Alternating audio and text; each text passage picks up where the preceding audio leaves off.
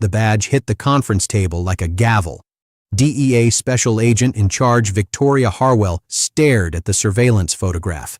A Houston Police Department lieutenant in full-dress uniform embracing a known Gulf Cartel logistics coordinator outside a private marina in Galveston, time-stamped, geo-located, irrefutable. Then the second photograph landed. A county prosecutor's signature on a sealed plea agreement that reduced a trafficking charge to misdemeanor possession. Then a third.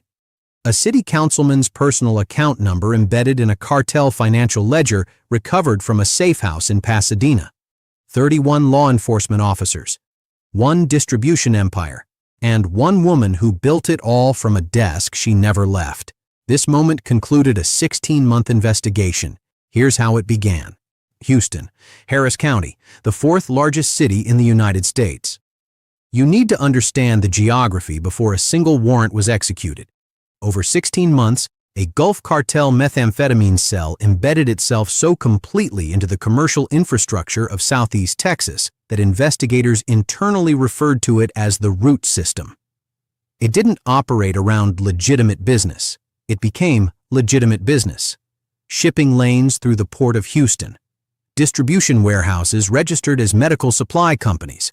Refrigerated containers moving crystal methamphetamine alongside legitimate pharmaceutical shipments. By the time federal command authorized coordinated action, the network had moved an estimated $84.3 million in narcotics across 14 counties. 312 suspects were flagged for simultaneous apprehension, and somewhere inside a secure DEA facility, an encrypted hard drive held a file labeled Only Framework.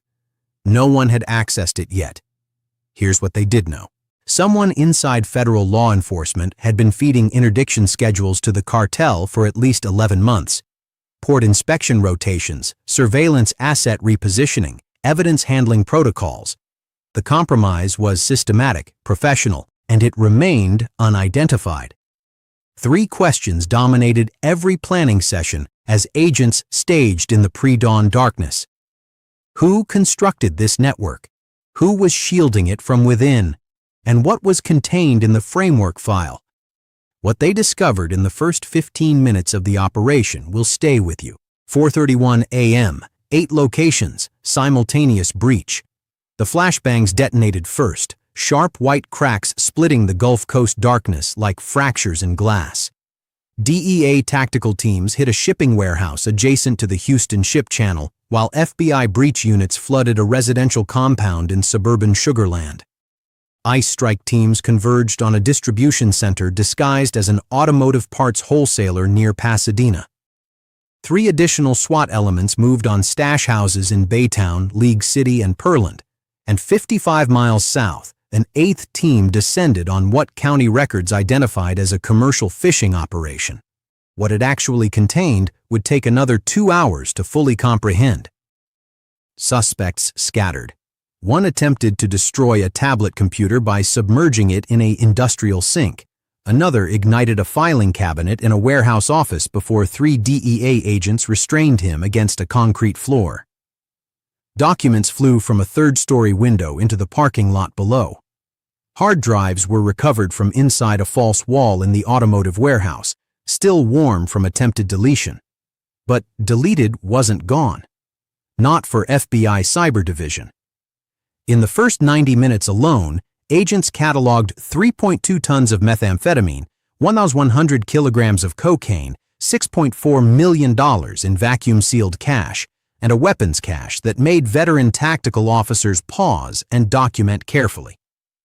47 military specification assault rifles, 8 grenade launchers, and tactical vests stenciled with fabricated Harris County Sheriff's Office unit designations. That tactical gear, that detail specifically, that transformed the entire investigation because someone had to have provided those unit markings, someone with departmental database access. And that's when Agent Harwell understood the compromise wasn't merely logistical, it was institutional.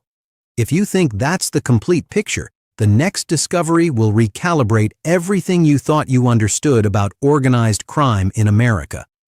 Stay with me. 11:47 a.m. FBI Cyber Division, Houston Field Office.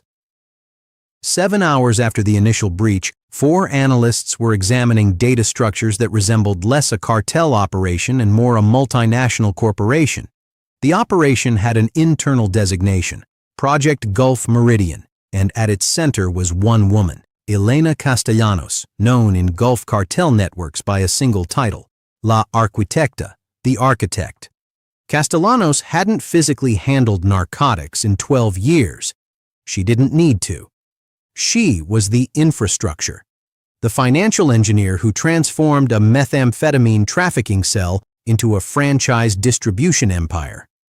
Shell corporations absorbed cartel revenue and routed it through 4 restaurant groups, a regional staffing agency, and 3 registered charitable foundations operating across the Houston metropolitan area.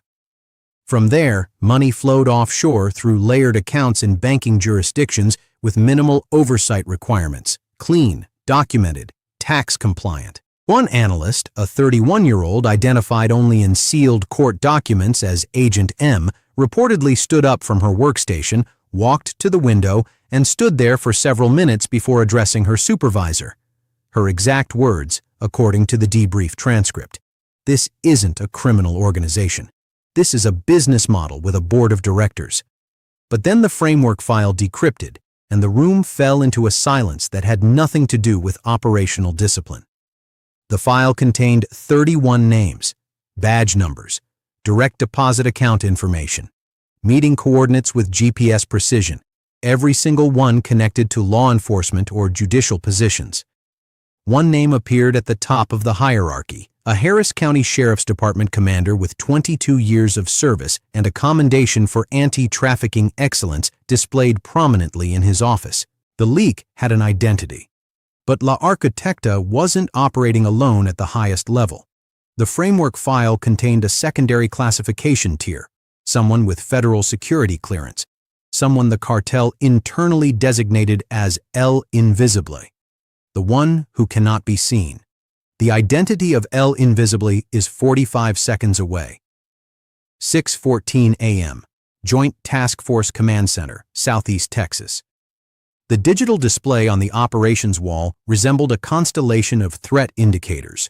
52 active target locations spread across the greater Houston area and extending into surrounding counties. The joint operation mobilized 1,400 federal agents, 72 tactical teams, 18 helicopters, DEA strike units, and ICE enforcement teams staged at 6 coordinated entry points. What followed was the largest single-day law enforcement operation in Texas Gulf Coast history. A methamphetamine superlab concealed inside a climate-controlled seafood processing facility outside Galveston, capable of producing 600 kilograms per week, was breached, secured, and demolished. A luxury estate in the Woodlands registered to a logistics holding company yielded 5 senior cartel cell commanders, $14.2 million in currency, and encrypted communications devices still receiving real-time messages from Gulf cartel coordinators in Matamoros. A tunnel system originating 80 miles south was simultaneously identified and destroyed. And in a trafficking transit facility in southeast Houston, 63 victims, men, women, and 7 children, were escorted into the morning light by agents who momentarily forgot they were conducting a law enforcement operation rather than a rescue mission. By early afternoon, the total seizure inventory stood at 11.7 tons of narcotics, $84 million in frozen assets, 312 arrests, 112 firearms, 19 armored cartel vehicles. Then, the final server completed decryption. The operation was a complete success. The task force commander informed federal partners that evening. "The network is dismantled." He was mistaken. And here's where I need your complete attention, because this is where the investigation transformed into something unprecedented. The final server didn't reveal additional cartel logistics. It revealed El Invisible. Not a compromised patrol officer, not a municipal court judge, a senior federal intelligence analyst embedded inside a Department of Homeland Security Border Security Coordination Office, identified under seal as Agent Robert Chen in classified court filings, who had spent 4 years systematically routing federal inspection schedules to Castellanos' organization. Safe passage windows, inspection-free shipping lanes, real-time notifications when federal surveillance assets repositioned along the Gulf Coast corridor. Chen hadn't been coerced into cooperation. He'd been recruited with $3.7 million in structured offshore payments over 43 months. His access wasn't dramatic, it was administrative. And that administrative access was more valuable to the Gulf Cartel cell than every weapon in every warehouse they controlled. This wasn't isolated corruption. Harwell would later testify before a joint federal oversight committee. This was a parallel command structure, a second authority, one that answered to the cartel, not to the American people. The arrest operation that followed wasn't a perp walk. It was a reckoning. 27 police officers, 9 Border Patrol agents, 6 judges, 14 state and local elected officials, badges collected in hallways, handcuffs placed on individuals who had sworn oaths to protect their communities. A detective watched her captain, someone she'd partnered with for 8 years, escorted out of their precinct in restraints. She didn't speak for the remainder of her shift. She requested a leave of absence the following morning. Elena Arquitecta Castellanos was apprehended at a private terminal at William P. Hobby Airport, attempting to board a chartered aircraft to Guatemala. Federal marshals had secured the terminal perimeter before she cleared the security checkpoint. She surrendered without resistance, dressed in business attire and carrying a briefcase she had apparently believed contained only legitimate documents. It didn't. 312 cartel operatives in custody, 31 officers charged, $84.3 million in assets seized. The network was eliminated. The Gulf Coast corridor was secure, or so the official statements proclaimed. Because the final file recovered from Castellanos' secure server, the one her own technical team hadn't completed uploading before her arrest, contained franchise documentation, operational templates, encrypted onboarding protocols, recruitment assessment criteria, 4 additional states, 4 additional cells, already operational, identical architecture, same shell company structures, same law enforcement penetration methodology, same framework template, renamed and relocated. Castellanos hadn't constructed a cartel network. She'd constructed a replicable system, and she'd already licensed it. They didn't just compromise the system. A senior DEA analyst summarized in the classified after-action report. They reverse-engineered it, and dismantling Houston just revealed how many franchises were already generating revenue. In Texas alone last year, 3,100 people died of overdoses. 58% of those deaths involved methamphetamine traced to distribution corridors identical to the ones dismantled in this operation. Somewhere in those statistics is a father's daughter who purchased what she believed was a prescription medication and never regained consciousness. Somewhere is a family that never received a warning, a notification, or an explanation. 112 victims were liberated in this operation. Investigators believe more than 280 remain unaccounted for across the network's documented operational zones. A veteran sergeant from a Harris County precinct, speaking to federal investigators after the arrests were completed, said only this: "We have to reconstruct what they systematically dismantled from the inside. That process is going to require more time than the investigation itself consumed." This is not merely a crime story. This is an operational template. It happened here. It's happening in other jurisdictions at this moment, and power doesn't always require violence. Sometimes it only requires access, patience, and one accountant who never touches the product. If you've watched this far, you're seeing what most viewers never pause long enough to understand.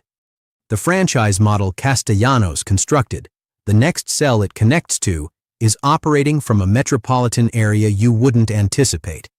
That investigation continues, and the part where it becomes genuinely terrifying is still ahead.